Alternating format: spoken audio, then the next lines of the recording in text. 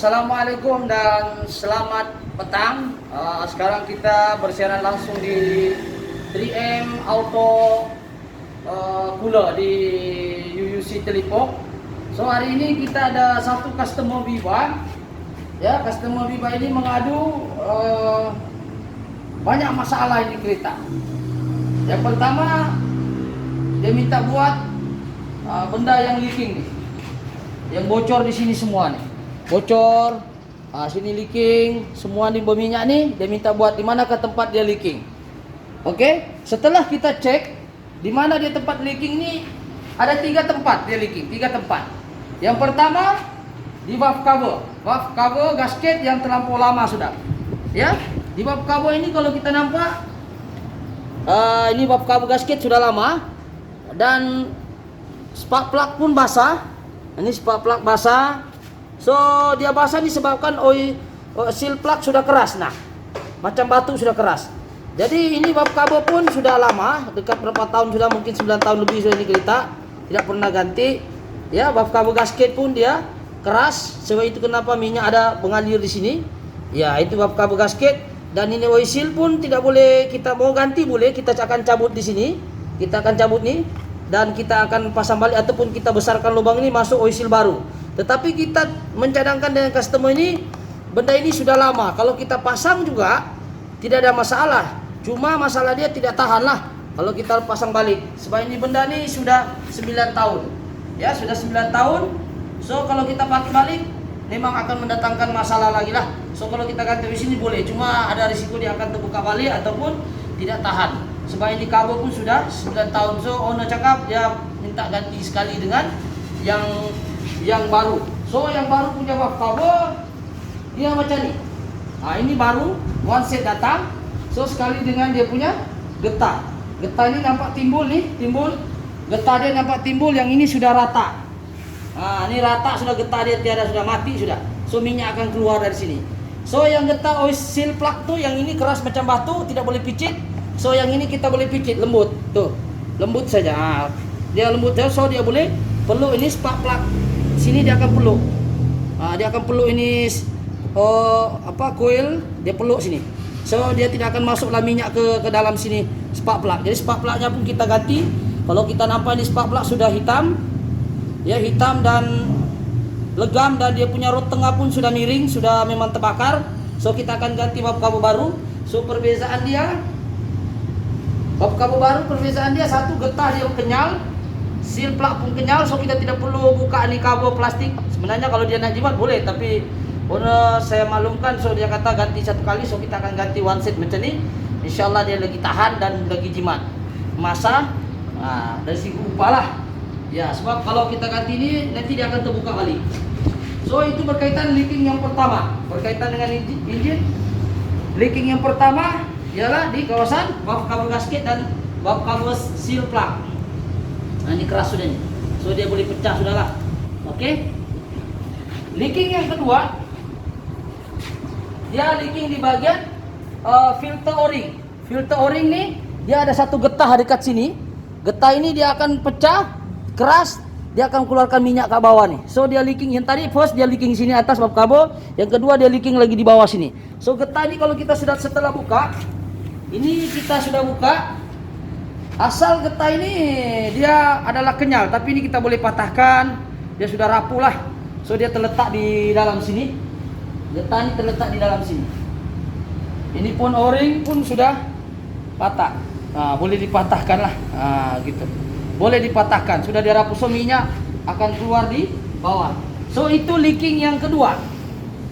Oke, leaking yang ketiga. Ini lagi masalah besar dan kosnya lagi tinggi sebab terpaksa kita turun gearbox. Yaitu sini gearbox, yaitu oil seal flywheel. Oil seal flywheel ini. Oil seal flywheel. Dia terletak di kawasan antara engine dengan gearbox. Nanti kita akan bagi nampak slideshow video yang tengah buka gearbox. Sekarang ini sudah pasang. So ini flywheel, kena turun. Di sini flywheel seal, sini gearbox. So kena buka gearbox baru boleh kita keluarkan yang ini. So itu leaking yang pertama, minyak hitam dia. So kita kena ganti dan kita telah gantilah. Dan yang keempat, berkaitan dengan enjin, selain daripada leaking, owner telah kita maklumkan bahawa timing belt pun sudah lekuk-lekuk. Sudah ada lekuk-lekuk dan ada lekuk-lekuk yang menunjukkan dia sudah sampai masa untuk ditukar. Sebelum dia putus mungkin kosnya lagi tinggi. So kita gantilah. Lagipun timing belt ni sudah basah kena minyak. Kalau kita nampak dia sudah kena minyak daripada crankshaft oil seal, crankshaft dengan camshaft, ini seal dia. So dia sudah leaking, dia kena di si timing belt dan timing belt pun sudah sampai masa dia sudah ada lekuk-lekuk ni, memang kena ganti. So kita sudah ganti dengan one set sekali dengan dia punya bearing. Ini bearing dia lah. Ini bearing dia kita ganti one set. So itu berkaitan dengan enjin. Sudah selesai berkaitan dengan enjin. Kalau kita nampak di bagian enjin dia, coba kita tengok. Ini enjin dia, kalau kita nampak ini hitam legam begini, ini hitam begini, maknanya dia tidak tukar minyak hitam mengikut kilometer yang sepatutnya. Enjin yang bagus dia tidak hitam begini. Ini lambat dia tukar minyak hitam, tapi alhamdulillah aku rasa masih oke lagi, belum ada masalah besar, tapi dia akan menimbulkan masalah besar sekiranya benda ini berterusan. So kita akan pesan dengan owner dia untuk tukar minyak hitam mengikut kilometer. Oke, itu berkaitan dengan enjin. So kita akan masuk ke part yang kedua. Part kedua ini lebih kepada sistem aircon. Oke, sistem aircon. Kalau kita nampak di sini meter nih. Oke, kita nampak meter. Asal nih orang datang, kita masuk angin, tes leaking, jarum ini akan turun.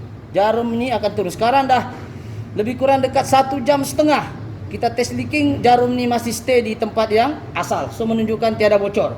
So yang asal itu kenapa dia bocor? Dia bocor di kawasan mana? Ya di kawasan cooling coil. Ini cooling coil yang bocor. Dan kalau kita nampak cooling coil dia memang hitam dan memang dia ada bocor lah. So kita tes leaking dia ada bocor. So itu kenapa tadi jarum sebelum kita ganti ini dia turun. Bila kita masuk angin tes turun jarum. Jadi itu penyebab dia ialah cooling coil.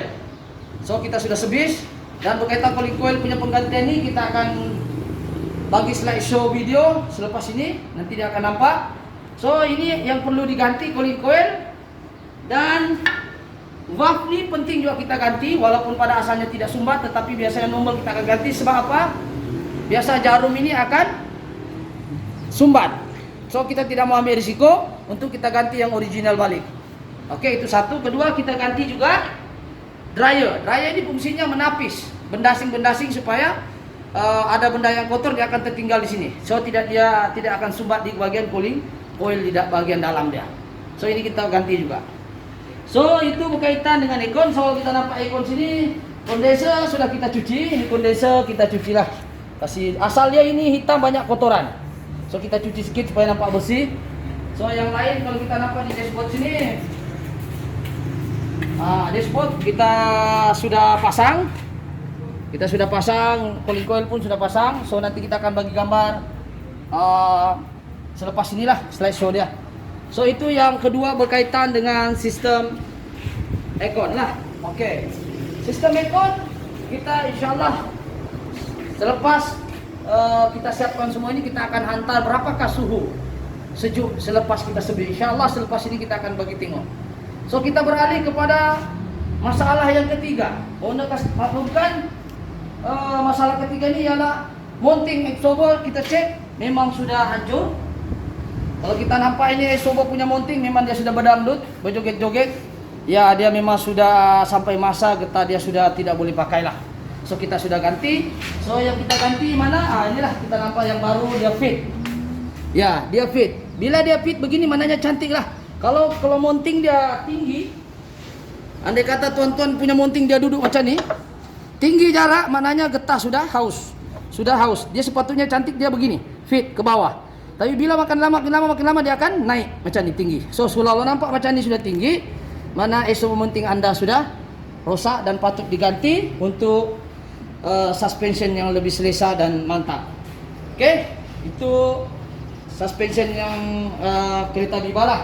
So itu sahaja saya rasa perkongsian pada petang ini daripada 3M Auto Cooler. So alhamdulillah di 3M Auto Cooler ini kita boleh buat 3 dalam 1. Jadi Anda boleh menjimatkan masa. Buat aircon boleh, engine dan suspension.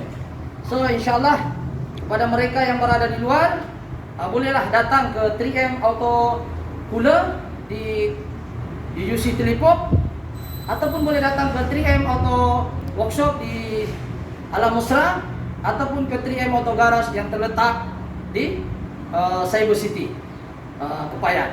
Jadi itu saja, sekian perkongsian video ini, mudah-mudahan ada manfaatnya.